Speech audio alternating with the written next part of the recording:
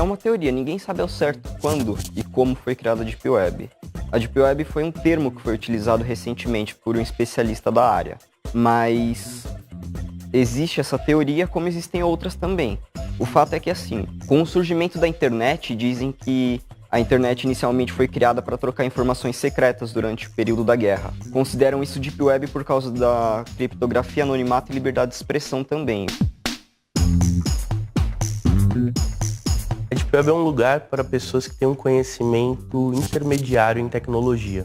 Eu não posso simplesmente mostrar as ferramentas e deixar a pessoa navegar, entrar na Deep Web e correr riscos. Eu prefiro muito me expor o que tem na Deep Web do que pegar uma pessoa leiga e muitas vezes soltar na mão dela de qualquer jeito como que ela entra. Primeiramente foco em segurança e depois eu foco no que o usuário ele tem que pensar quando ele vai acessar a Deep Web.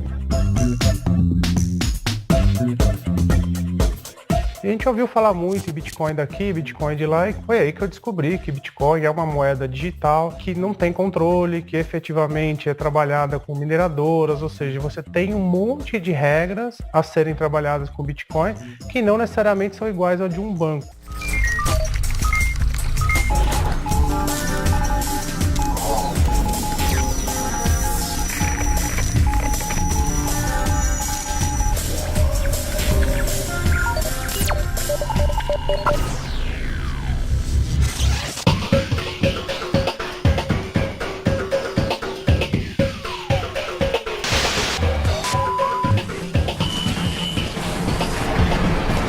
Murilo Ianelli, administrador e fundador da página do Facebook e do canal do YouTube Deep Web Brasil.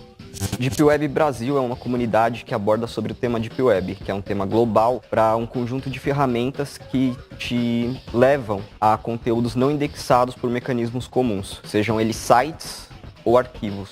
A diferença da Deep Web para a web comum é a indexação dos conteúdos. Por exemplo, temos aqui o site Pirate Bay, é um site famoso de torrents na web comum. Alguns países são extremamente contra a pirataria. Se algum usuário comum da internet subisse um arquivo pirateado para esse site, ele poderia facilmente ser rastreado e punido, preso. Na Deep Web, esse The Pirate Bay existe também, e um usuário que quisesse, em um país com esse tipo de censura contra a pirataria, subir um arquivo pirata pro mesmo, o rastreamento dele seria mais difícil e assim ele poderia estar concluindo o envio. Posteriormente, o arquivo subiria de uma forma anônima do Pirate Bay da Deep Web para o Pirate Bay da web comum.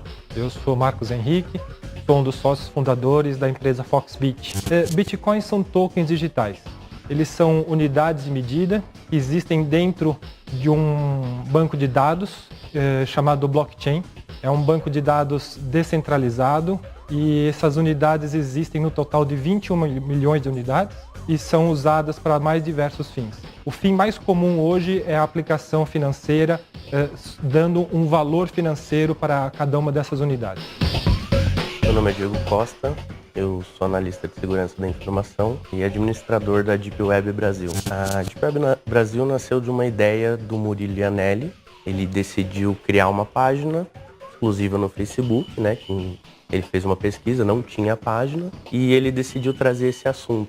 E logo assumi a administração dela para levar um conteúdo de qualidade, um conteúdo mais técnico para pessoas que têm interesse em aprender realmente o que é Deep Web.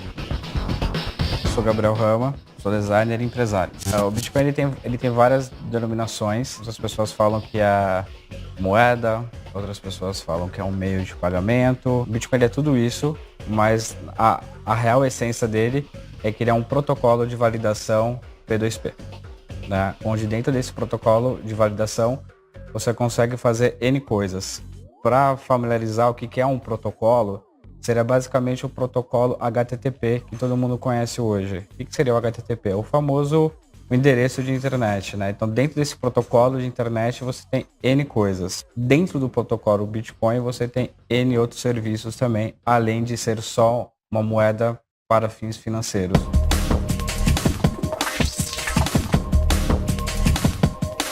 O Bitcoin Bitcoin, ele é considerado hoje um dos meios mais seguros para você fazer transações financeiras. Por quê? Porque ele não tem um intermediador. O grande fenômeno do Bitcoin é que ele elimina o intermediário. Então hoje, se você for fazer uma compra em algum site eletrônico, qualquer coisa, você utiliza um cartão de crédito. Quando você utiliza esse cartão de crédito, você passa por N pessoas no meio do caminho até chegar no vendedor. O Bitcoin, ele é P2P, ele é peer-to-peer, ele é ponto a ponto. Então, quando você faz uma transação, ele vai diretamente para o vendedor. Ele não tem intermediários, então você não tem taxas de intermediários no meio do caminho.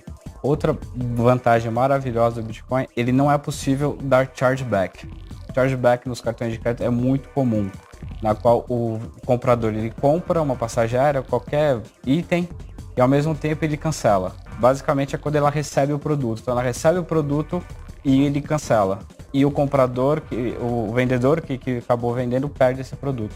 Com o Bitcoin isso não é possível. Sou o Danilo Anelli. Meu primeiro contato foi... Eu usei o computador pessoal. Eu tinha um pouco de medo, assim, justamente por causa de problemas de ser hackeado ou alguém ficar esbilhotando meu computador tudo. Fiquei um pouco com medo, mas depois, quando eu fui descobrindo, eu acabei me acostumando e relaxando um pouco em questão de ter problemas com hackers e com invasão de privacidade, essas coisas. Eu conheço o termo Deep Web, eu já acesso a Deep Web há um bom tempo, vai fazer 9 anos. E eu comecei quando adolescente, aos meus 14 anos mais ou menos, justamente para ir ver esse lado negativo que ela tinha. Quando eu vi que ela não era tudo isso, eu deixei de lado, né? Após passado uns anos, eu entrei para estudar técnica em informática, meu professor voltou a citar sobre a ferramenta e eu vi que ele citou sobre com um certo tabu, né? Exaltando os pontos negativos. E para mim, ao meu ver, ele não tinha ainda entrado para saber como era. E eu pensei, se um profissional da área está passando uma informação errada, tem a chance de entrar e mudar isso, conhecer a rede, mudar isso, e fazer as pessoas usarem ela de um jeito bom, por que ele faz isso?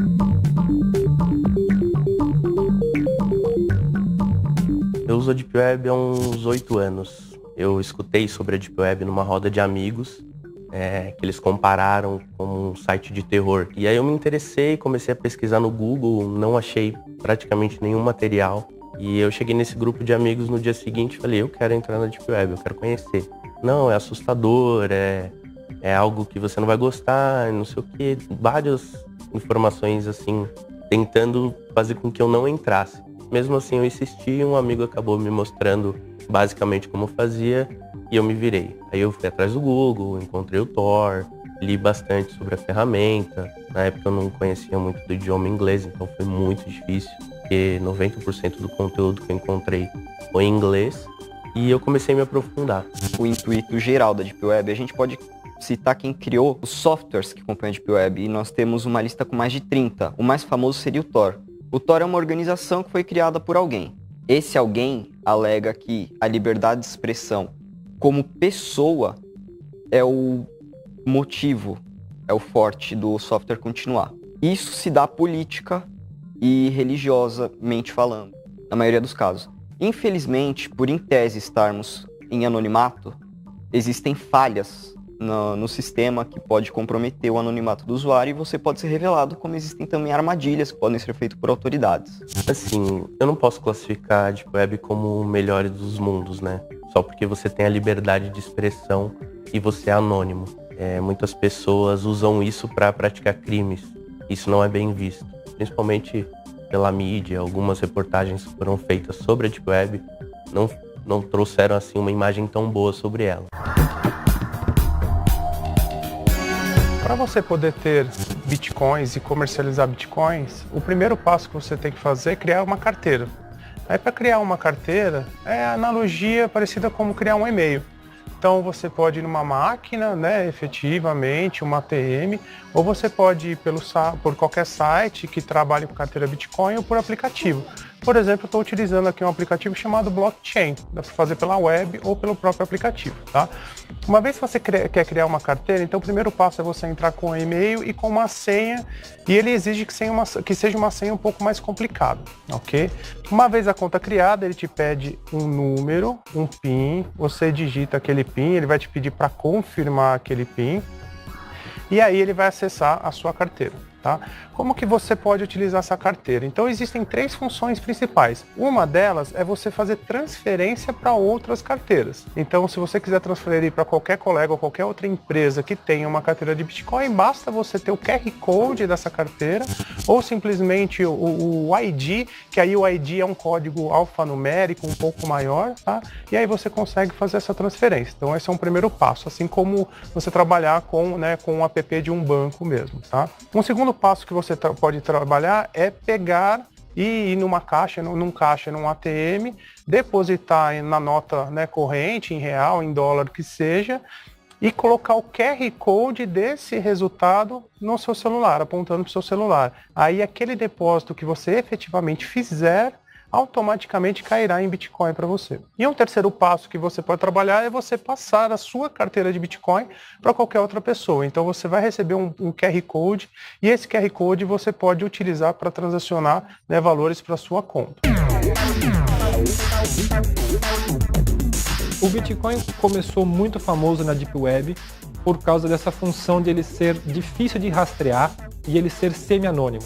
Você sabe que o recurso está indo do endereço A para o endereço B, mas nem sempre você consegue nomear quem é o dono de A e quem é dono de B. Então isso é que fomentou o Bitcoin para esse uso na Deep Web, principalmente até 2012, 2013. De lá para cá estão crescendo novas e novas moedas digitais. Hoje eu posso dizer para você que deve existir mais de 300 moedas digitais falhadas por aí. Algumas são realmente golpes, algumas realmente são produtos de scam, pirâmides financeiras e coisas muito ruins. E outras não, outras são projetos sérios, outros são projetos que têm futuro, que vão crescer talvez tanto quanto o Bitcoin. Mas a Deep Web, se ela está migrando o seu uso de moedas digitais para outros ativos que não o Bitcoin em si. O legal da Bitcoin é que ela é uma moeda criptografada também. Então ela tem a proteção do anonimato, é uma coisa que a gente tem que frisar. Ela deixa todas as transações da Deep Web mais seguras do que se fosse por dólar, por exemplo. E é por isso que é a moeda mais usada na rede. Nos Estados Unidos, hoje, um cara tem uma carteira virtual, ele ganha as Bitcoins, ninguém sabe de quem é a carteira, tá lá na carteira dele. Ele pode, em alguma casa de câmbio, trocar Bitcoin por dinheiro real. Alguns serviços no Brasil hoje, existem alguns sites que fazem a transação já direto para o PayPal, por exemplo. Ainda nos Estados Unidos esse tipo de coisa é famosa. No Japão já tem lanchonetes que aceitam pagamentos em Bitcoins, então as pessoas acabam nem precisando fazer a transação para o dinheiro real, que no caso seria por alguma casa de câmbio, direto no caixa eletrônico ou por conta do PayPal. Querendo ou não, a liberdade de expressão é alta aqui pra gente. Que pesem falando que não temos, se comparado à Coreia do Norte, por exemplo, Rússia e alguns lugares do Oriente Médio, a gente toma sopa na internet. Então, a vantagem para nós é que, por exemplo, aquele sistema de cookie que vai pegar o que a gente digita, onde a gente navega e o que a gente procura, para depois jogar aquela lista de propagandas. E você, poxa, apareceu uma câmera fotográfica aqui, eu estava procurando uma câmera antes, como é que isso funcionou? Esse tipo de invasão de privacidade na internet convencional a gente tem. Na Deep Web a gente não tem. Seria uma das vantagens. Fora o anonimato, caso você queira expor alguma coisa. É claro que se você for expor um dado político, você vai sofrer algum tipo de punição.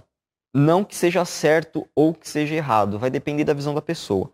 Mas caso você tenha esse intuito, também é o lugar certo de fazer. A maioria das pessoas, elas ficam procurando principalmente alguns livros, geralmente livros de anatomia, vamos dizer assim, tanto para comprar quanto para baixar, e não acha na Surface, coisa que na Deep Web você encontra alguns livros. Eu trabalho com meus personagens, essas coisas, então eu tenho que saber bastante sobre anatomia do corpo humano, tanto masculino quanto feminino. Então para mim foi perfeito, me ajudou bastante, e muita gente precisa daí também. E alguns amigos meus também que é da área, eu indico o site e indico o livro para eles ir lá e baixar. Hoje em dia, se os órgãos, né, as organizações responsáveis pela internet, por toda a investigação de crimes no mundo, elas quiserem descobrir o que você está fazendo, elas se esforçarem, elas conseguem, mesmo estando na Deep Web. Você está acessando um site e você clica em um link e você se depara com um site de pedofilia. Aquilo não é algo que você quer ver. Aquilo não é algo do seu dia a dia. Não é o que você está procurando. Então, choca. Hoje em dia, eu entro na Deep Web com um objetivo. Se eu passo assim meia hora navegando e não encontro aquele meu objetivo, eu já saio, porque ela não tem mais um conteúdo. Muitas pessoas estão navegando e divulgando outros conteúdos, né, mais ilícitos, não estão mais focando em ajudar. É raro você encontrar algo na Deep Web que ajude você a ter um conhecimento. Ou são coisas muito antigas, ou são coisas desatualizadas, que não servem mais, e você não vai ter utilidade com aquilo. Eu já me deparei com coisas estranhas e muitas vezes eu tentei baixar conteúdos, PDFs que explicavam como fazer vírus, como fazer uma engenharia reversa em um vírus. Tentar estudar esse conteúdo e no final eu acabei baixando vírus, né, para o meu computador. Então aquilo ali nada mais era que uma tentativa de enganar as pessoas, né? Você tá achando que tá baixando conteúdo e baixa outro. Só que, como eu sempre usei uma máquina virtual, né, desde o começo, assim, eu nunca corri risco. Já me pediram várias vezes ajuda, né, pessoas que alegaram que tiveram seus computadores sequestrados, tiveram todas as fotos do computador deletadas, ou então simplesmente baixaram um arquivo que mudava a extensão daquela foto, daquele vídeo, e a pessoa achava que tinha perdido o arquivo, mas na verdade não era. Até mesmo na Surface, coisas que você baixa pode ser algum programa malicioso, um malware, um vírus, qualquer coisa do tipo. A Deep Web é a mesma coisa, você sempre tem que ter um olho assim, manter um olho aqui e um olho aqui, para manter certinho, para não fazer coisas erradas, né? Você pode baixar um programa, um arquivo PDF, pensando que é um livro, ou que é alguma coisa, algum documento, pode ser um vírus, essas coisas, né? Então, sempre tem que tomar cuidado, pensar duas vezes no que vai pesquisar e tentar ir em um site que tem mais downloads ou coisas assim do tipo.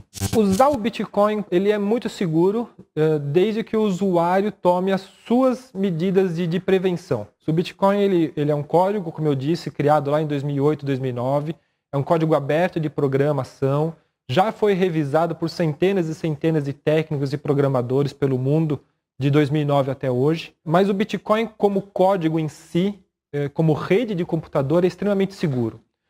O que acontece eventualmente é que o usuário, por desinformação, por falta de costume com a ferramenta, acaba cometendo falhas. E aí ele não protege a sua senha, ele não protege os seus bitcoins da forma devida, e aí ele acaba sendo roubado. Eu fiz uma entrevista recentemente em um site de assassinos de aluguel.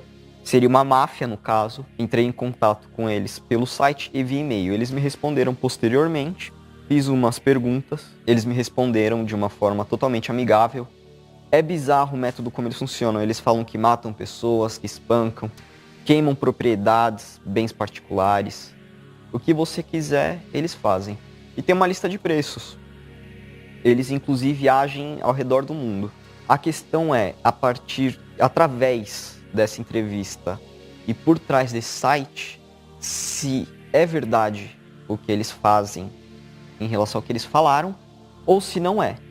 Porque até então pode ser um tipo de golpe, sendo que lá o pagamento é por Bitcoin, Bitcoin é caro, você paga para eles, eles não prestam serviço nenhum, saem beneficiados financeiramente e você acaba ficando para trás. Eu vejo que o Bitcoin ele não entrou para valer ainda, justamente pelas pessoas ainda não serem tão tecnológicas a ponto ao nível que é o Bitcoin, né? Porque ela não é tão complicada quanto outras tecnologias, né, que concorrem, vamos dizer, quanto um cartão de crédito, um cartão de débito, né, ou um PagSeguro e assim por diante. Então as pessoas elas precisam entender e usar pelo menos algumas vezes para poder saber que é fácil, que não tem risco, que é mais barato, né? E não simplesmente ouvir os boatos que tem por aí, que é usado para transferência internacional, é usado por traficantes, enquanto existe um uso tão natural e tão positivo, justamente porque ninguém controla. Então existe toda essa quebra ainda que vai durar um pouquinho, mas que vai ser quebrada ainda para frente.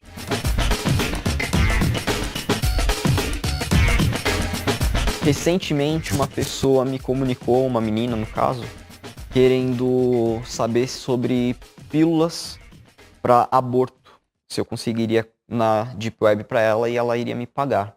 E a gente sabe, em relação a clínicas clandestinas, o tanto de mulheres que morrem, moças jovens, o problema que dá para a saúde em relação ao aborto, não só operação ou métodos de extração físicos por aparelhos, mas próprios remédios como as pílulas. E eu fiquei meio assim, poxa, como isso aconteceu? O que está acontecendo? Se você confia em mim para vir me perguntar isso, confia em mim para ouvir a minha opinião também a respeito do assunto. Eu passei o meu número de celular para ela, conversamos pelo WhatsApp.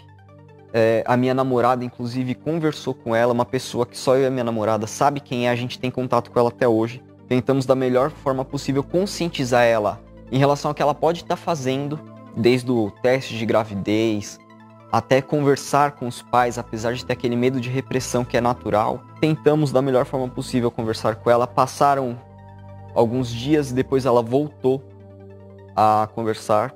Nos agradeceu em relação a gente ter pisado no freio para ela não ter feito nenhum tipo de besteira e no final não era nada. Talvez se ela não tivesse confiado a nós, conversarmos com ela sobre isso, ela poderia ter feito uma besteira em qualquer esquina. Alguma pessoa que tem uma visão mais gananciosa por dinheiro poderia ter oferecido para ela qualquer tipo de serviço e vai saber onde ou como ela estaria hoje. Então, a nossa conscientização vai além da tela do computador. A gente tenta combater a falta da liberdade de expressão, a pedofilia, maus tratos aos animais, não só na rede, mas tudo aqui na vida real. Porque se tá na internet é porque começou aqui fora, nada começa lá dentro diretamente.